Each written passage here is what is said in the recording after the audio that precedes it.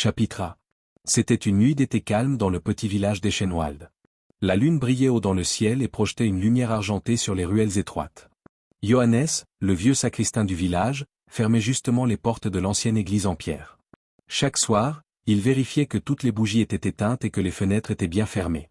En fredonnant doucement, il parcourait les rangées de bancs et ramassait les livres de chants oubliés. En passant devant l'autel, Johannes s'arrêta. Dans l'obscurité, quelque chose brillait faiblement à la lumière de la lune, filtrant à travers une haute fenêtre. C'était le calice doré de l'église, un héritage familial ancien, conservé depuis des générations à Eschenwald. Johannes sourit fièrement. Enfant, il admirait déjà ce calice, et maintenant, en tant que sacristain, il veillait sur lui avec soin. Il souleva délicatement le calice pour le placer dans le coffre-fort situé dans l'arrière-salle de l'église. Mais soudain, il entendit un bruit léger. Johannes esse mobilisa. Était-ce un grattement à la porte arrière? Son cœur accéléra. Normalement, à cette heure-là, personne ne venait plus à l'église. Prudemment, il reposa le calice sur l'autel et se tourna vers le bruit. Y a-t-il quelqu'un? Appela Johannes d'une voix ferme dans le silence. Seul un écho lui répondit. Il prit une lampe de poche cachée sous le premier banc, toujours prête en cas de besoin. Lentement, il s'avança vers la porte qui menait au jardin du presbytère. Son souffle devint plus rapide, mais il tenta de rester calme. Peut-être n'était-ce qu'un chat ou le vent. Au moment où Johannes ouvrit légèrement la lourde porte en bois, un courant d'air froid le frappa. La nuit était silencieuse. Il éclaira l'extérieur avec sa lampe, mais ne remarqua rien d'inhabituel. Il allait refermer la porte quand soudain, une silhouette sombre surgit de l'ombre. Johannes expira brusquement de surprise. Qui êtes-vous? Que faites-vous ici? Demanda-t-il en levant la lampe pour voir le visage de l'inconnu. Mais avant qu'il puisse réagir, une main saisit son poignet. Johannes poussa un cri étouffé et laissa tomber sa lampe. Celle-ci s'écrasa sur le sol de pierre et la lumière s'éteignit. Dans la pâle lumière de la lune, Johannes aperçut encore que l'inconnu portait un masque dissimulant son visage. « Laissez-moi » s'écria Johannes, mais une main puissante se posa sur sa bouche. Son cœur battait à tout rompre alors qu'il sentait l'inconnu le repousser brutalement à l'intérieur de l'église. Johannes tenta de se défendre. Il n'était plus tout jeune, mais il résista de toutes ses forces. Dans l'obscurité, ils trébuchèrent ensemble. Soudain, Johannes heurta le dos d'un banc en bois et tomba au sol. Pendant un instant, des étoiles dansèrent devant ses yeux. Avant même qu'il ne puisse se relever, il ressentit une douleur aiguë à l'arrière de la tête, et tout devint noir autour de lui. La dernière chose qu'il entendit fut la respiration lourde de son agresseur et l'écho sourd de sa propre chute résonnant dans l'église vide. Chapitre 2. Le lendemain matin, un éclat doré de soleil levant baignait Eschenwald. Thomas Meyer, le policier du village, se réveilla tôt dans sa petite maison située sur la place. Habituellement, les matins y étaient paisibles, mais aujourd'hui, un coup précipité à la porte brisa sa routine. Thomas enfila rapidement une veste et ouvrit la porte. Devant lui se tenait Madame Becker, une dame âgée du village, essoufflée et le visage inquiet. « Monsieur Meyer, venez vite » s'exclama-t-elle, agitée. La porte de l'église est ouverte, et Johannes est introuvable. Immédiatement, Thomas fut en alerte. Il attrapa sa casquette de policier et suivit Madame Becker jusqu'à l'église. Plusieurs habitants s'étaient déjà rassemblés devant l'ancienne bâtisse en pierre. Parmi eux se trouvait aussi le pasteur Jacob, pâle et visiblement troublé. « Que s'est-il passé » demanda Thomas en regardant autour de lui. La lourde porte de l'église était effectivement entr'ouverte. Madame Becker expliqua, haletante, « Comme chaque matin après le lever du soleil, je suis allé à l'église pour allumer une bougie. J'ai vu que la porte était ouverte. J'ai pensé que Johannes était déjà là, mais l'église était vide. J'ai crié son nom, mais aucune réponse. » Thomas acquiesça et entra prudemment le premier dans la fraîcheur semi-obscure de l'église. Les autres le suivirent, hésitants. À l'intérieur, la scène était étrange. Un banc avait été déplacé et une lampe de poche brisée gisait sur le sol en pierre. Thomas esse bisa et la ramassa. Il reconnut immédiatement la vieille lampe de Johannes, celle qu'il portait toujours sur lui. Une sensation d'inquiétude lui noua l'estomac. Quelque chose n'allait pas du tout. Sérieusement, il se tourna vers le pasteur Jacob. « Avez-vous vu Johannes ce matin ou avez-vous eu de ses nouvelles ?» Le pasteur secoua la tête. « Non, il arrivait toujours avant moi pour préparer les lieux. Quand je suis venu, Madame Becker m'a immédiatement alerté. » Sa voix tremblait légèrement. Thomas sentit l'agitation monter parmi les villageois. « Restez calme, s'il vous plaît, » dit-il d'une voix ferme. Il s'approcha de l'autel. Le calice doré, qui d'ordinaire reposait près de la Bible, avait disparu. Le cœur de Thomas accéléra encore. Sa crainte se confirmait, quelque chose de grave était arrivé pendant la nuit. Il sortit son carnet de sa poche et commença à prendre des notes. Nous devons procéder avec méthode, expliqua-t-il à l'assemblée. Il semble qu'il y ait eu un cambriolage. Johannes pourrait être blessé. Nous devons le retrouver au plus vite. En examinant le sol près de l'autel, Thomas remarqua quelque chose de brillant. Dans une fissure entre deux dalles de pierre, il découvrit un petit objet métallique. Il le ramassa soigneusement et l'observa à la lumière colorée des vitraux. C'était un bouton en laiton, arraché probablement pendant une lutte. Il le plaça immédiatement dans un petit sac plastique pour preuve.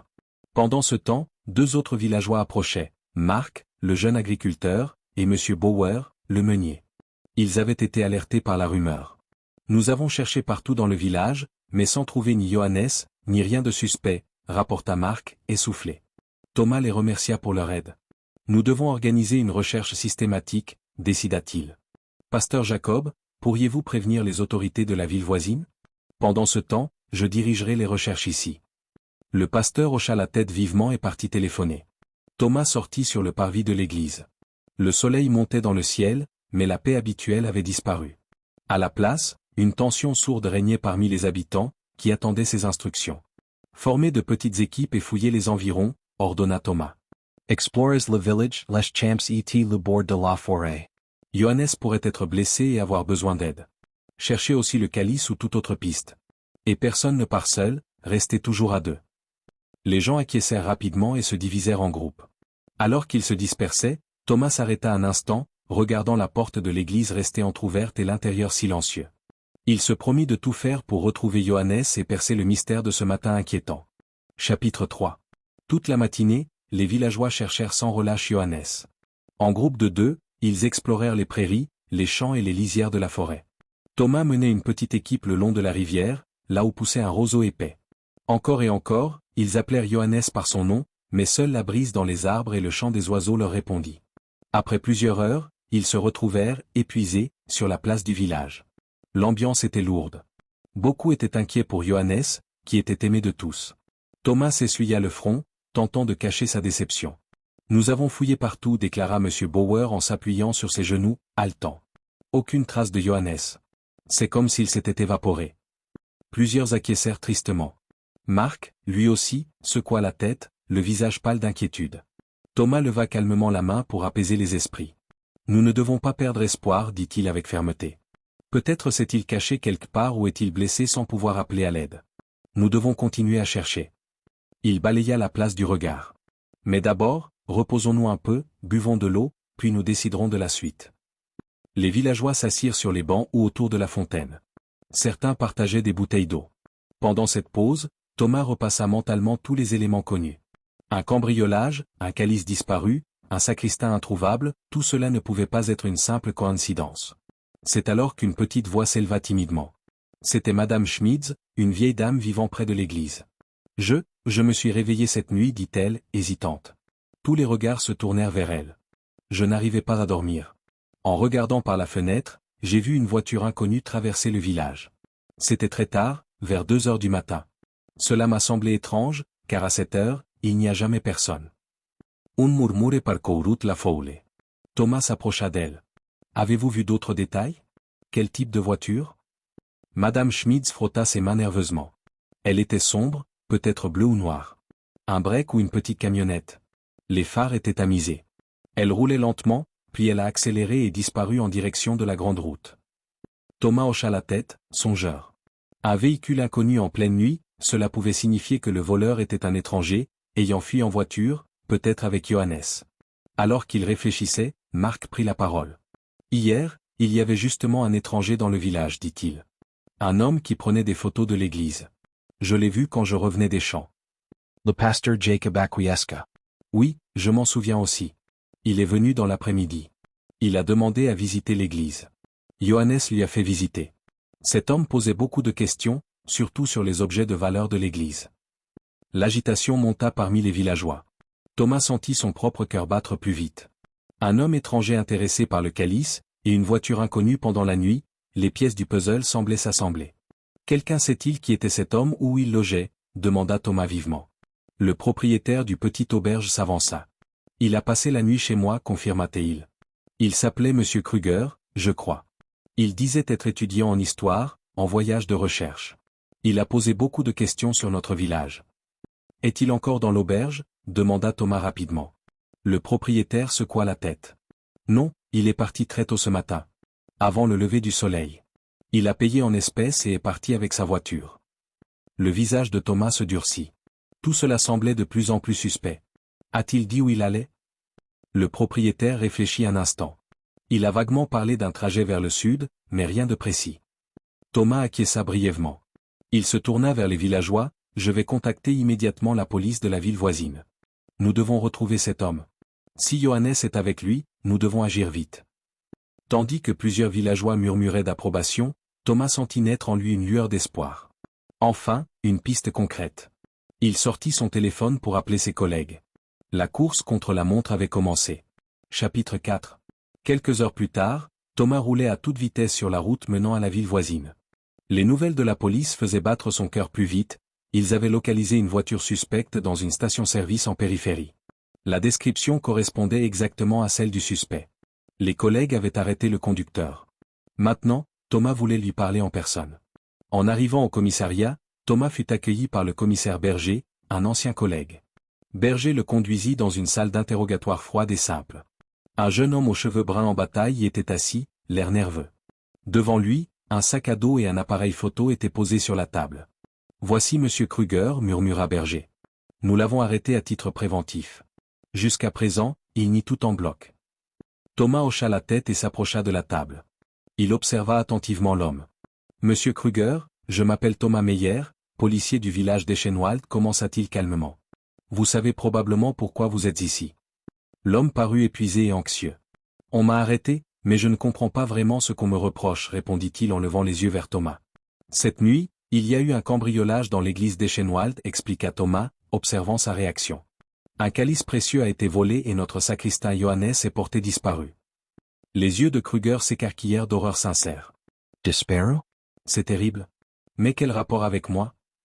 Plusieurs témoins vous ont vu hier à l'église, poursuivit Thomas. Vous vous êtes montré très intéressé par le calice. Et cette nuit, un véhicule inconnu a été aperçu quittant le village. Ce matin, vous êtes parti soudainement. Le jeune homme secoua vigoureusement la tête. Je l'admets, j'ai posé des questions à l'église. Je suis étudiant en histoire et je prépare mon mémoire sur les trésors des églises rurales. J'étais seulement curieux, mais je n'ai rien fait de mal. Pourquoi alors être parti si précipitamment avant l'aube? Demanda Thomas d'un ton accusateur. Kruger Sapira. Je devais rejoindre un ami dans la ville voisine pour continuer notre voyage. Et puis, j'ai senti que les villageois ne me faisaient pas confiance. Je voulais éviter des malentendus. Je ne savais rien d'un crime. Thomas croisa les bras, sceptique. Où étiez-vous exactement vers 2 heures du matin? Dans ma chambre, à l'auberge, répondit Kruger sans hésiter. Je dormais. Je ne suis pas un voleur, monsieur l'agent. Vous pouvez fouiller ma voiture et mes affaires, vous ne trouverez rien qui ne m'appartienne pas. Berger fit un signe discret à Thomas. Nous l'avons déjà fait. Rien d'illégal trouvé. Thomas sentit un mélange de frustration et de doute. Si cet homme disait la vérité, il n'y avait aucune preuve contre lui. Il posa néanmoins quelques dernières questions. Avez-vous entendu ou vu quelque chose d'étrange hier soir? Kruger réfléchit. Non, après le dîner à l'auberge, je suis allé directement me coucher. Thomas Sapira interment. Aucune trace de mensonge dans son comportement. Il semblait plus être un jeune étudiant effrayé qu'un criminel. Finalement, Thomas recula légèrement. Très bien, monsieur Kruger. Vous êtes libre pour l'instant. Mais restez dans la région, au cas où nous aurions d'autres questions. Kruger hocha la tête avec soulagement et quitta lentement la pièce. Dans le couloir, Berger haussa un sourcil. Sûrement une fausse piste, non? Thomas serra las labras. Peut-être. Mais je ne peux pas être totalement sûr, pour l'instant. Il sentait une inquiétude grandissante. Si Kruger n'était pas impliqué, cela signifiait que le véritable coupable était encore libre. Peut-être même toujours à Eschenwald. Thomas sortit du commissariat, l'esprit préoccupé. Il devait reconstituer les morceaux du puzzle rapidement, avant qu'il ne soit trop tard. Chapitre 5. Le crépuscule était déjà tombé lorsque Thomas arriva de nouveau à Eschenwald. Le soleil couvrait l'horizon d'une lumière orange douce, mais dans le village, l'ambiance restait tendue. Quelques habitants attendaient sur la place, impatients, et se précipitèrent vers Thomas dès qu'ils virent sa voiture. « Alors? L'avez-vous attrapé? Où est Johannes? » demanda M. Bauer avec agitation, avant même que Thomas n'ait eu le temps de sortir de sa voiture. Le pasteur Jacob et madame Becker s'approchèrent aussi, l'air anxieux et plein d'espoir. Thomas descendit calmement et secoua légèrement la tête. Nous avons interrogé le suspect, dit-il d'une voix basse, mais il semble qu'il n'ait rien à voir avec l'affaire. Un murmure de déception parcourut le groupe. Que veut dire cela? Demanda le pasteur Jacob, visiblement bouleversé. Qui alors? Où est Johannes? Thomas Sarah Les Levres. Nous ne le savons pas encore. Mais nous continuons à enquêter. Rentrez chez vous, reposez-vous. Demain, nous aurons besoin de toutes vos forces. La police de la ville viendra nous prêter main forte. À contre-cœur, les habitants se dispersèrent, l'un après l'autre, chacun replongeant dans l'incertitude. Bientôt, la place fut presque vide. Seul Thomas resta sur place, plongé dans ses pensées. Les lampadaires s'allumèrent et projetèrent une lumière vacillante sur les pavés. Au loin, le chant des grillons remplissait l'air tiède du soir. Les pensées de Thomas tournaient sans cesse autour de l'affaire. Quelque chose clochait. Il sentait, au fond de lui, qu'il avait raté un détail. Il sortit le petit sac plastique contenant le bouton en laiton retrouvé dans l'église. Il le regarda de près, rond, solide, orné de motifs délicats. Certainement arraché d'une veste ou d'un manteau. Soudain, un souvenir lui revint. Le matin même, Marc portait une veste sombre, et cette veste avait des boutons brillants, dorés. Thomas sentit son cœur battre plus vite. Pouvait-il être possible? Marc, si actif dans les recherches, peut-être un peu trop actif? Thomas savait qu'il devait en avoir le cœur net. Il décida d'aller immédiatement à la ferme de Marc, située à l'orée du village, derrière un champ. En empruntant le chemin étroit qui menait à la ferme, le chien de Marc aboya brièvement, puis le reconnut et remua la queue. La maison était à peine éclairée.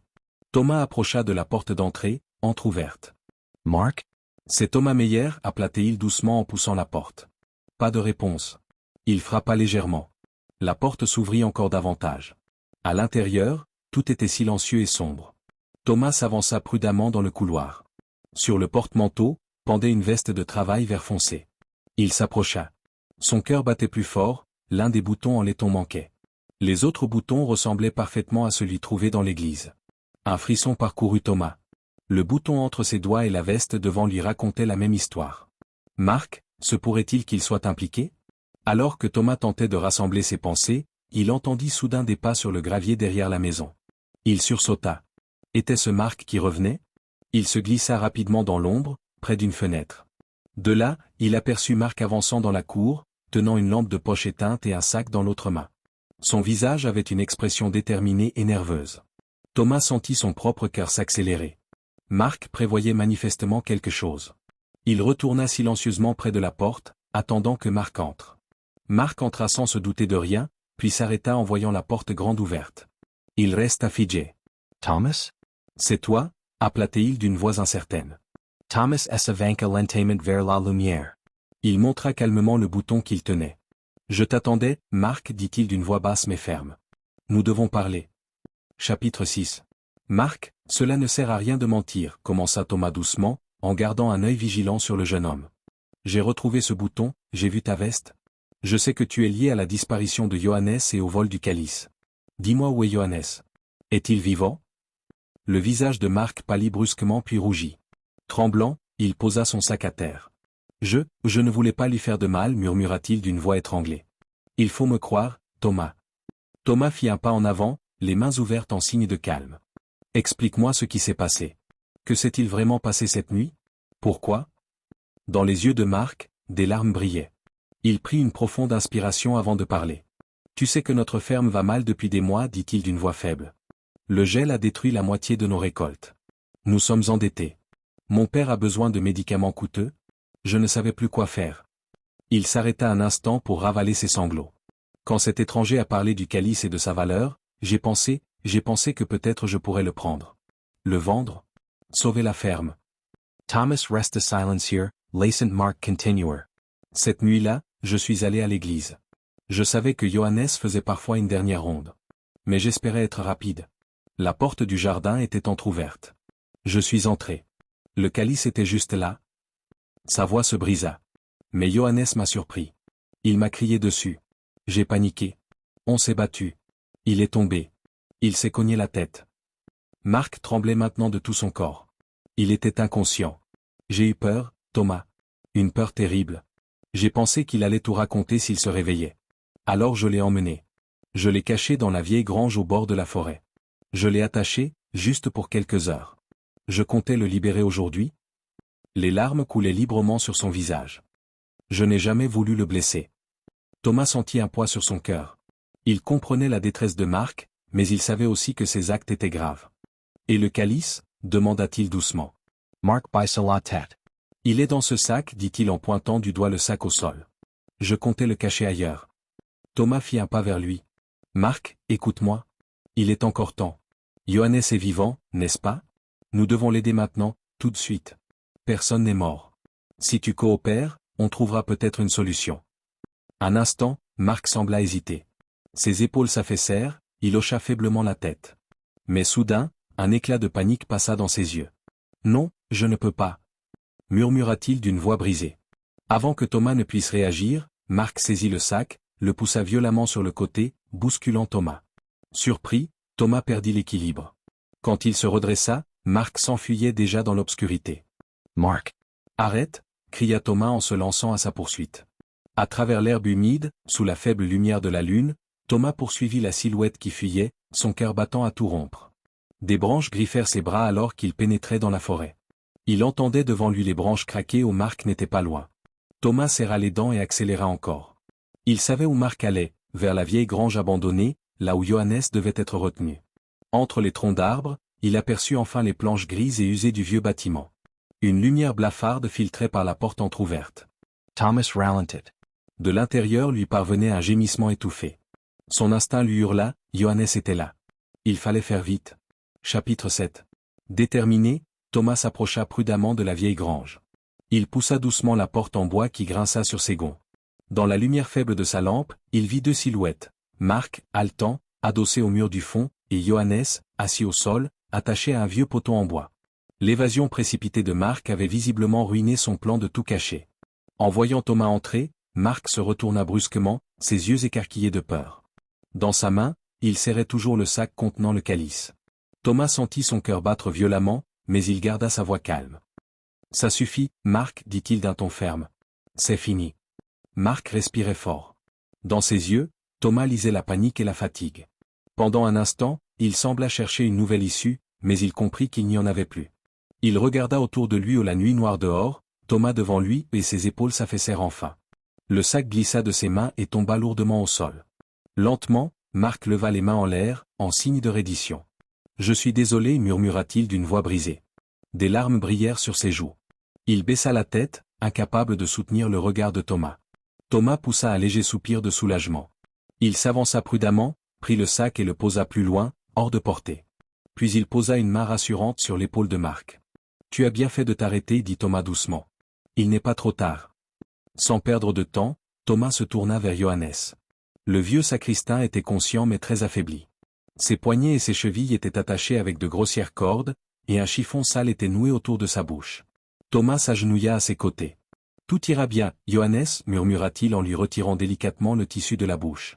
Johannes inspira profondément, l'air sifflant entre ses lèvres.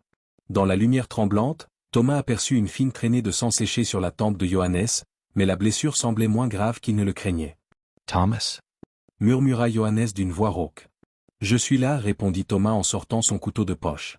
Rapidement, il coupa les liens aux poignets puis aux chevilles de Johannes. Le vieil homme gémit de douleur en retrouvant l'usage de ses membres engourdis. Marc s'était rapproché. Même les mains toujours attachées, il s'agenouilla à son tour à côté de Johannes. « Je suis tellement désolé, sanglota-t-il.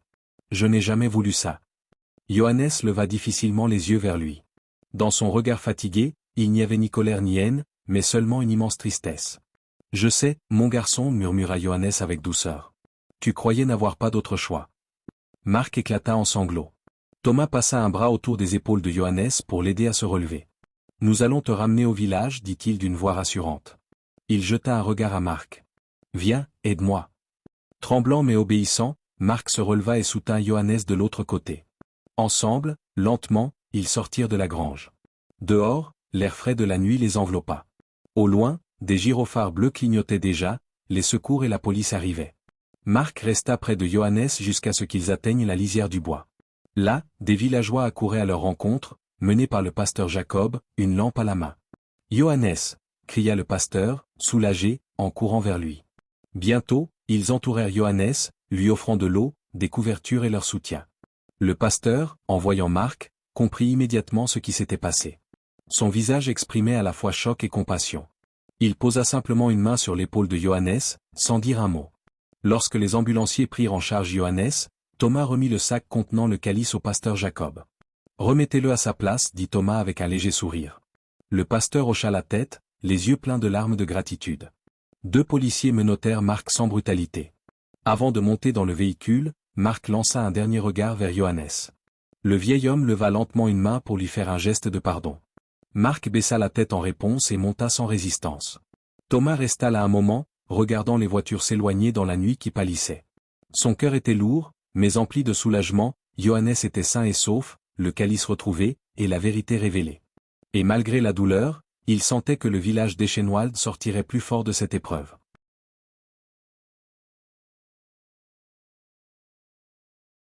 Chapitre 8. Quelques jours plus tard, tout le village se réunit pour une messe spéciale à l'église d'Eschenwald. L'air du matin était frais, les oiseaux chantaient dans les arbres, et les rayons du soleil illuminaient doucement les vitraux colorés. Malgré les événements difficiles, il y avait dans l'air un sentiment d'unité et de gratitude. Johannes, encore faible, mais souriant, était assis au premier rang, un bandage autour de la tête. À côté de lui, Thomas, toujours attentif, veillait discrètement. Au fond de l'autel, le calice doré avait retrouvé sa place, brillant à nouveau sous la lumière. Le pasteur Jacob s'avança vers le pupitre. Sa voix était tremblante d'émotion quand il parla. « Chers amis, commença-t-il, ces derniers jours nous ont mis à l'épreuve. Mais nous avons aussi appris ce qu'est la solidarité. Johannes est de retour parmi nous. Notre précieux trésor est revenu. Et surtout, nous sommes restés unis. » Les villageois hochèrent la tête en silence. Beaucoup essuyaient discrètement des larmes. « Je veux remercier tout particulièrement notre policier Thomas Meyer, poursuivit le pasteur. Grâce à son courage, à son intelligence et à son dévouement, nous avons retrouvé Johannes et découvert la vérité. » Un tonnerre d'applaudissements emplit à l'église.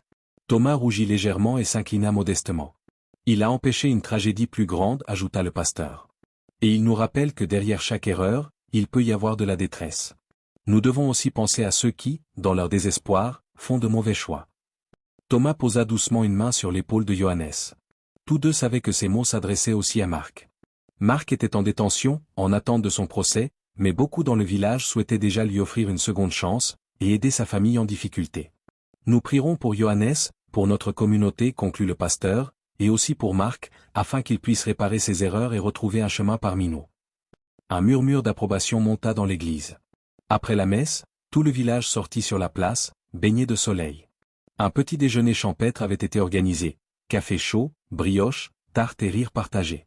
Johannes, appuyé sur Thomas, observait la scène avec un sourire ému. « Que cela ne se reproduise jamais, murmura-t-il à Thomas. « Non, répondit Thomas, sûr de lui. Nous veillerons les uns sur les autres. » À ce moment-là, le père de Marc s'approcha timidement. Ses yeux étaient rouges, mais il tendit la main à Thomas. « Merci, dit-il simplement, d'une voix brisée.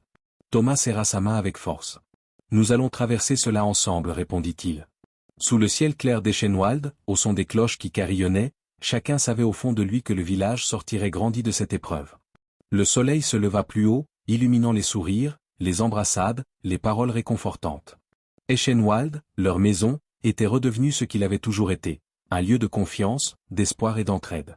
Et Thomas, observant la scène, se dit qu'il n'y avait pas de plus grand trésor que cela. Fa.